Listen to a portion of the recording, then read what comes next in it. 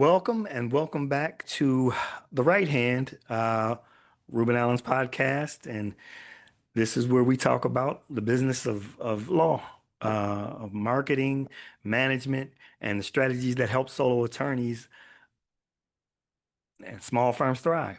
That's what we do here. That's basically what we do. So today, what we're going to do, we're going to dive into a topic that can be a game changer for small practices.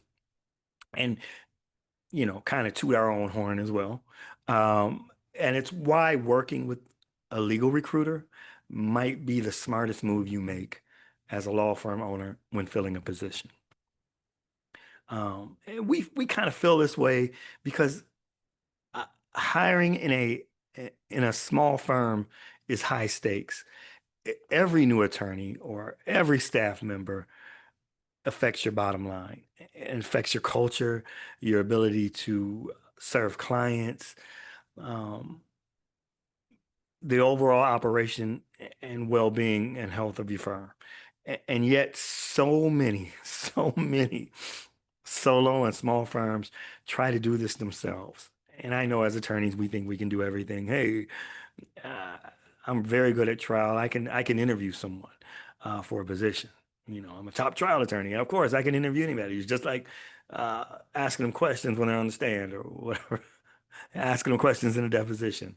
I can do it. But, you know, today what we're going to do is we'll break down why it's not always the best approach to do this yourself and how using a recruiter, someone such as one of the services that we provide, can actually save you money. It can protect your time, and it basically can help you make better long-term hiring decisions. So let's start with this. Let's start with the quality of candidates. When you post a job ad and you're fishing in a very specific pond, and that's the pool of active job seekers. And these are people who are already looking. So you post the ad, who's going to see it? It's going to be those people who are out there. Maybe I'm not happy with my job, my situation. Maybe I'm even unemployed. And these are the people who are sending out resumes in mass, maybe even desperate for their next role. Maybe they're in a financial crunch and they need to find a job ASAP. Now, a lot of these are good people in that pool, but it's really limited. Um, you can have people who are consistent job hoppers or people who are undisciplined in completing their work or following basic structural procedures and policies of your firm or the firm that they came from before or their entire life. But you won't find this out when you interview them because they're putting on their best face when they interview with you. And you, and as an attorney, you have not spent the majority of your time uh, interviewing people, learning what the red flags may be, um, hearing what is actually said and not what they want you to hear. Recruiters, on the other hand, bring in the knowledge to be able to identify some of these red flags because we've interviewed a plethora of candidates over different law firm disciplines, heard many situations, know what firms have what reputation. So if a attorney tells us, "Hey, I didn't like this firm because of their hours," we may know that, hey, this firm's hourly requirement isn't that high. This is something that this person is kind of making up as this story. Or as we go through a candidate's resume, we can pick it out piece by piece and basically ask them why they left. And if it becomes the same story, oh, I wanted more opportunity, or oh, you know, XYZ, or oh, the hiring manager wasn't mentoring me, or whatever it may be, we can kind of filter and pick through that as well. Um, re- what we can also do is we can also bring in the passive candidates. And those are the people who aren't scouring the job boards. Those are the people who are open to moving, but only for the right opportunity. And we can present that opportunity to them, speak with them in confidence, sell that opportunity, get what their cultural preferences are. So it not only is a skill set match, but a cultural match as well. And these are often higher quality candidates, attorneys who are well placed, they're stable, they're selective. And as a recruiter, we have the network and the relationships to bring those individuals to your firm. And these are people you would never likely reach out to on your own. Um, Candidates are also more forthcoming when they're speaking to a recruiter as to the why, when, and what than they are when they are interviewing with the job. And we can basically take that information and decide whether that candidate should move forward with their firm, whether it's a match or whether it's not. So not to waste your time or the candidate's time as well. Um, Another angle that many law firm owners don't think about is the optics of recruiting from your competition, from your competitors. If you're a solo or small firm and you reach out directly to another lawyer at a competing practice, it can feel awkward and a lot of times unprofessional. It's professional courtesy. Don't steal someone else's people like that. And that's where we as recruiters can serve as that professional courtesy buffer. Um, we're the ones making the approach. And it could be, we could say it's on behalf of you. We could say it's on behalf of several firms. We could say we're just looking for people who may be looking for um, new opportunities, whatever it may be. And these are delicate conversations that we can have with the potential candidates and preserve your reputation in the legal community. Because once it gets out that you're poaching another firm's attorneys, it's going to be a mess from there. Believe me, I've seen it, heard it, watched it happen.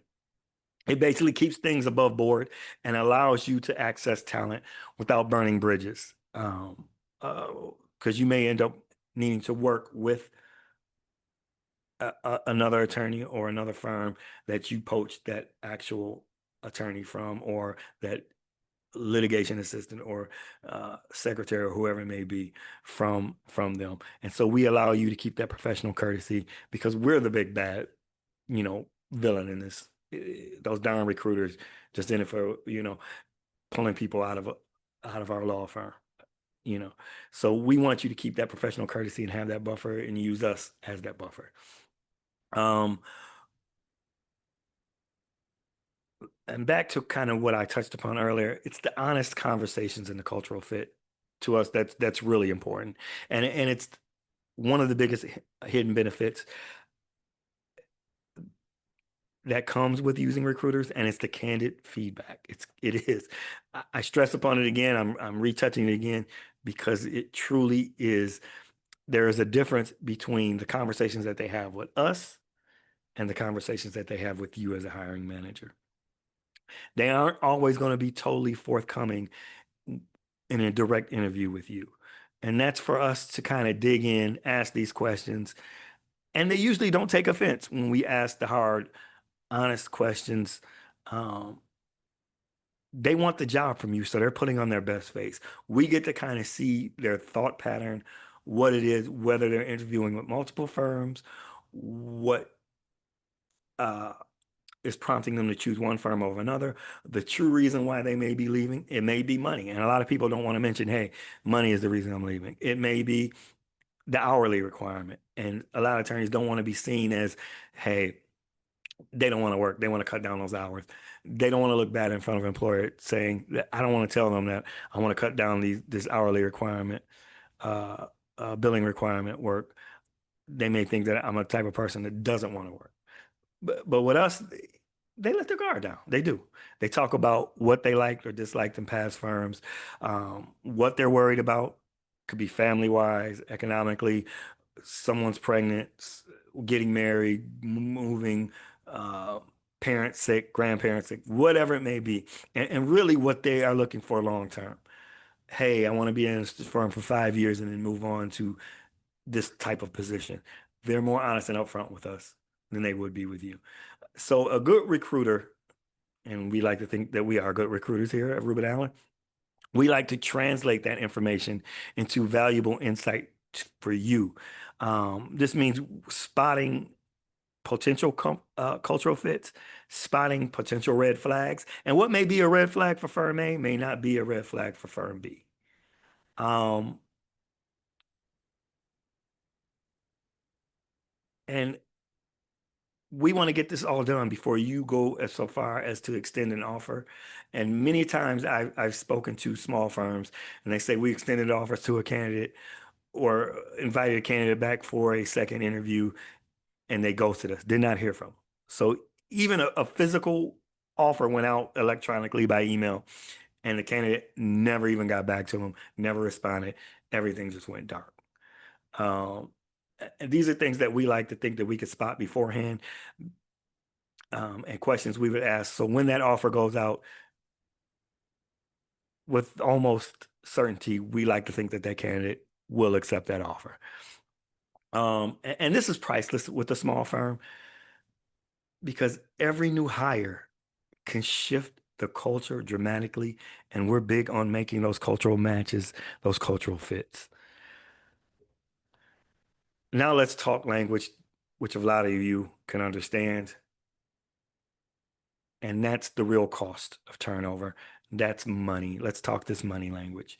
Hiring is expensive. It is. But rehiring to cover a bad hire, it's brutal.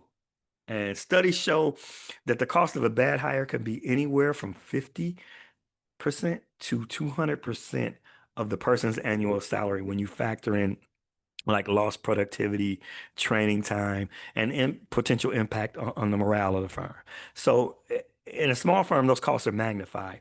If you lose an associate after 6 months, not only do you have to start over, you also lose those billable hours. You lose client trust because they're not, hey, you just, I just started working with this attorney. Now I'm working with someone else. Why do your attorneys keep leaving? And what it also does, it maybe even hamper referral relationships as well. So our job as recruiters is to minimize that risk by helping you make the right hire the first time. And when you look at it through that lens, um, using a recruiter isn't really an extra expense. It's basically like an insurance policy against a much bigger loss. We want to stop you from losing that 50 to 200% of that person's salary, hiring and rehiring and searching and rehiring and hiring and rehiring. So I guess the question is, so should solo attorneys in small firms use a legal recruiter? And I'm going to say absolutely. And from accessing higher quality candidates to maintaining professionalism um, when approaching competitors, and uh, uncovering hidden red flags, and ultimately, what we do is we're saving you hiring costs. Eh, Think of working with a recruiter not as a luxury, but as a strategy. And if you're serious about building a strong, stable team that supports your practice, you know, partnering with a recruiter might be the smartest investment that you can make. So think about it. Thanks for tuning in. Thanks for tuning into The Right Hand. If you enjoyed this episode, make sure to subscribe, share it with a colleague, share it with a peer, leave us a review. If you need help making your next hire, that's what we're here for. Until next time, keep building your practice the smart way. Talk to you later on the right hand. Thank you.